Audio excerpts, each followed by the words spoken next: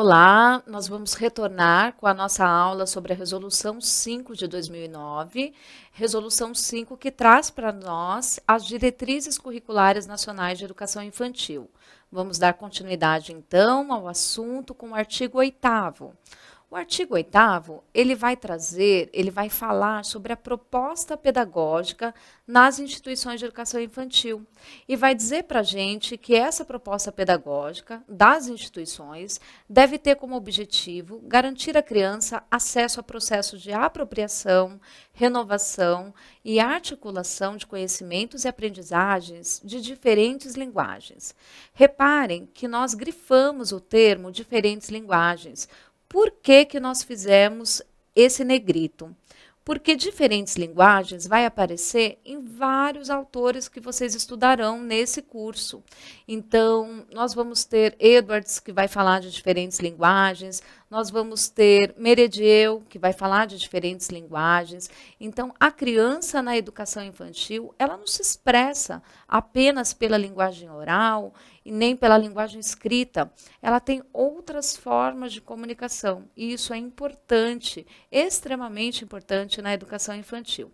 Assim como o direito à proteção, à saúde, à liberdade, à confiança, ao respeito, à dignidade, à brincadeira, à convivência e à interação com outras crianças. Vocês repararam aqui que a criança também tem direito à brincadeira? A brincadeira, ela é um direito estabelecido por lei, porque as crianças na educação infantil, elas aprendem por meio das brincadeiras e das interações. São dois eixos norteadores do trabalho na educação infantil. O parágrafo 1º, ainda do artigo 8º, ele vai trazer para a gente que na efetivação desse objetivo, as propostas pedagógicas das instituições de educação infantil, elas deverão prever condições para o trabalho coletivo e para a organização de tempos, espaços e materiais. Então, o professor, ele deve organizar tempos, espaços e materiais para garantir melhores experiências para as crianças da educação infantil. Esses tempos, espaços e materiais, essas propostas pedagógicas, elas devem assegurar o quê? A educação na sua integralidade, entendendo, mais uma vez está aqui, pela terceira vez na mesma legislação, o cuidado como algo indissociável ao processo educativo. Então, mais uma vez, educar e cuidar são elementos indissociáveis na educação infantil. E também a indivisibilidade das dimensões. Lembra que a gente falou que a educação infantil ela tinha por objetivo o desenvolvimento integral das crianças de 0 a 5? Então, o desenvolvimento integral é isso, é a indivisibilidade das dimensões, expressivo, motor, afetivo, cognitiva, linguística, ética, estética, sociocultural da criança. A criança é um ser só, é um ser único, não é divisível. O inciso 3, ele vai trazer algo também muito importante na instituição de educação infantil, que deve ser contemplado na nossa proposta pedagógica: a participação, o diálogo e a escuta cotidiana das famílias, o respeito e a valorização das suas formas de organização. Então, os professores, a instituição de educação infantil, ela tem que ter diálogo e tem que ter a escuta das famílias. A gente precisa aproximar as famílias da instituição de educação infantil e considerar que é a primeira vez que a criança sai da instituição familiar para frequentar outra instituição, que é a instituição educativa. Então, esse momento prevê muito acolhimento, muita necessidade de diálogo e de escuta. O inciso 4º, ele vai trazer para nós também a necessidade de estabelecer uma relação efetiva entre a comunidade local e de mecanismos que garantam a gestão democrática. Então, o que é gestão democrática? Gestão democrática nada mais é que a participação da comunidade nas ações desenvolvidas na instituição de educação infantil. Então, as instituições, elas têm que prever esses momentos de escutar os pais, de trazer os pais e utilizá-los, inclusive, nas tomadas de decisões, utilizar suas opiniões, os seus entendimentos. Então, eles precisam participar A comunidade escolar toda precisa participar da gestão democrática da unidade. Isso está na legislação, né? Então, nós estamos estudando uma lei federal. Então, não é uma escola que faz, a outra que não faz. Isso tem que ser feito, tem que ser cumprido, é lei. Então, a necessidade de estabelecer tanto esse diálogo com a comunidade e também os mecanismos de gestão democrática são super importantes. O inciso 5 vai falar da necessidade de reconhecer as especificidades etárias. Uma criança de berçário, ela tem necessidades que são diferentes de uma criança de minigrupo. Então, o reconhecimento das especificidades etárias, das singularidades individuais e coletivas das crianças, promovendo interações entre crianças da mesma idade e crianças de diferentes idades. Então, a instituição de educação infantil tem que prever esse momento onde essas crianças de diferentes idades também se encontrem. Elas não podem estar apenas isoladas e fragmentadas em turmas etárias. O inciso 6, ele vai trazer sobre a importância do deslocamento e do movimento amplo das crianças nos espaços internos e externos. Gente, nenhuma criança consegue ficar 4 horas diárias trancada num espaço interno. Né? Então, há uma necessidade da proposta pedagógica prever esses deslocamentos, né?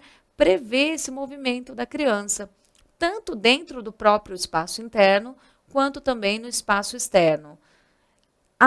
O inciso 7º, ele vai falar sobre a questão das crianças com deficiência, transtornos globais do desenvolvimento, altas habilidades ou superdotação. A necessidade da gente pensar, prever e organizar esses espaços, esses materiais, esses objetos, esses brinquedos, pensando nas crianças que são o público-alvo. Então, as crianças com deficiência, transtornos e altas habilidades ou superdotação, elas têm esse direito garantido de ter acesso aos espaços, aos materiais, aos objetos. O inciso 8, ele vem trazer algo bem interessante e eu queria chamar a atenção de vocês para isso. A apropriação pelas crianças das contribuições histórico-culturais dos povos. Quais são os povos que estão destacados na diretriz curricular de educação infantil? Povos indígenas, afrodescendentes, asiáticos, europeus e de outros países da América. Vejam, quando a gente estuda a LDB, só aparece lá, na formação do povo brasileiro, 3 matrizes, que é a matriz indígena, africana e europeia. Aqui, na Resolução de Educação Infantil, acrescenta-se os povos asiáticos e outros países da América. E o concurso pode te cobrar isso, pode cair inclusive uma pegadinha, outros países da América do Sul, outros países do mundo, então tem que tomar cuidado. Além das 3 matrizes que já estavam lá na LDB, que são os indígenas, afrodescendentes e europeus, acrescenta-se aí os asiáticos e os outros países da América. Não esqueçam, façam também essa anotação aí no material de vocês.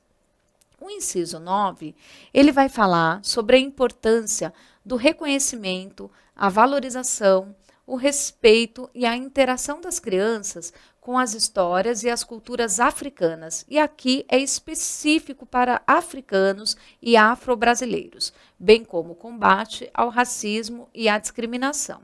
Então, o inciso 8 fala de todas as contribuições de vários povos e o inciso 9 fecha na questão do combate ao racismo e à discriminação, especialmente para os povos africanos e afro-brasileiros. Isso é bem importante.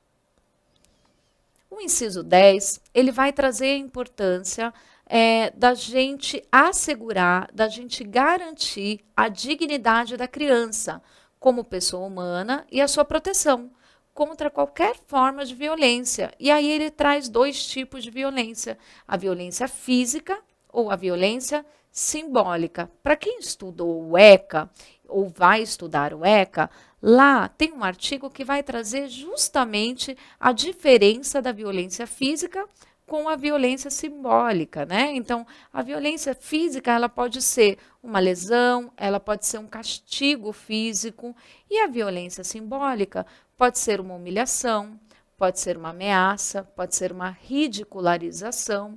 Então, de qualquer forma, tratam-se de violência, tanto a física quanto a simbólica, e o concurso pode te pedir isso. E além da violência, a questão da negligência, tanto na instituição ou até a negligência que a gente vê muito, que são as praticadas pela família, prevendo encaminhamento de violações para as instâncias competentes. Então, cabe à instituição de educação infantil estar sempre atenta com essa questão, tanto da violência física ou simbólica, quanto a questão da negligência, seja por parte da própria instituição ou por parte daquelas que sejam eventualmente praticadas pela família. O parágrafo 2º, ele vai trazer uma definição, uma orientação para os povos indígenas, né? Então, os povos indígenas, eles podem ter instituições de educação infantil. Então, ele vai trazer assim: garantida a autonomia dos povos indígenas na escolha dos modos de educação das suas crianças de 0 a 5 anos, as propostas pedagógicas para os povos que optarem pela educação infantil, elas devem proporcionar uma relação viva com os conhecimentos, com as crenças, com os valores, concepções de mundo e memória de seu povo. E o inciso 2, reafirmar a identidade étnica e a língua materna como elemento de constituição das crianças. Por que eu grifei aqui língua materna para vocês? Porque quando a gente fala de educação para os povos indígenas, a língua materna é a língua dos povos indígenas. Ou seja, a língua portuguesa, ela é a segunda língua. Então, quando falamos em educação para os povos indígenas, falamos também de uma educação bilíngue, a língua materna e a língua portuguesa. Esse direito é garantido a eles. O inciso 3, ele vai trazer novamente a questão do educar e cuidar enquanto elementos indissociáveis. Então, dar continuidade à educação tradicional, oferecida na família, e articular-se às práticas socioculturais de educação e cuidado coletivos da comunidade. E o inciso 4 também traz algo interessante, e eu vou destacar aqui a palavra adequar. Porque adequar, pessoal, é diferente de reduzir. Não se reduz calendário, se adequa. Então, para os povos indígenas, isso também não é diferente.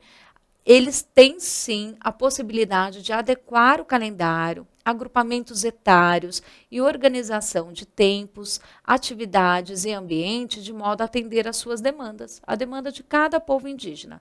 Porém, lembrem-se, adequar não é reduzir. O parágrafo 3º, ele vai trazer algo também bem interessante, que se a gente não estuda, a gente com certeza não coloca como uma alternativa correta no concurso. Vejam, as propostas pedagógicas da educação infantil das crianças. Quais crianças? Repare, filhas de agricultores familiares, extrativistas, pescadores artesanais, ribeirinhos, assentados e acampados da reforma agrária, quilombolas, caiçaras, povos da floresta. Então, essa população, esse nome, está escrito exatamente desse jeito na diretriz de educação infantil. Elas têm o direito de serem reconhecidas nos seus próprios modos de vida no campo como fundamentais para a constituição da sua identidade, a identidade das crianças moradoras nesses territórios rurais. Elas devem ter vinculação inerente à realidade dessas populações, suas culturas, tradições e identidades, assim como práticas ambientalmente sustentáveis.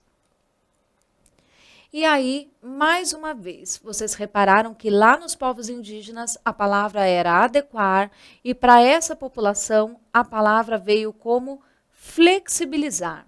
Flexibilizar, se necessário, o calendário, as rotinas, as atividades, respeitando as diferenças quanto à atividade econômica dessas populações.